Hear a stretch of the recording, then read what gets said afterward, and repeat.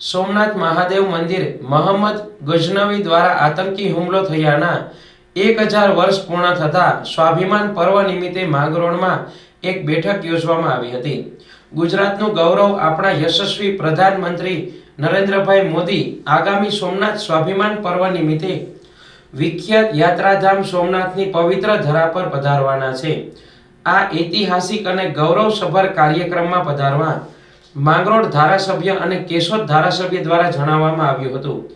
માંગરોળની ગોપાલકૃષ્ણ ગૌશાળામાં યોજાયેલ આ કાર્યક્રમમાં માંગરોળ ધારાસભ્ય ભગવાનજીભાઈ કરગઠિયા, કેશોદ ધારાસભ્ય દેવાભાઈ માલમ, તાલુકા પંચાયત પ્રમુખ ભાવેશભાઈ ડાભી, તાલુકા ભાજપ પ્રમુખ અર્જણભાઈ આંદ્રોલિયા, શહેર ભાજપ પ્રમુખ લીનેશભાઈ સોમૈયા, નગરપાલિકા પ્રમુખ કૃષ્ણાબેન થાપણિયા, જિલ્લા પંચાયત સદસ્ય જીવાભાઈ સોલંકી, રામજીભાઈ ચુડાસમા અને સોમાતભાઈ વાસણ સહિતના ભાજપ આગેવાનો હાજર રહ્યા હતા।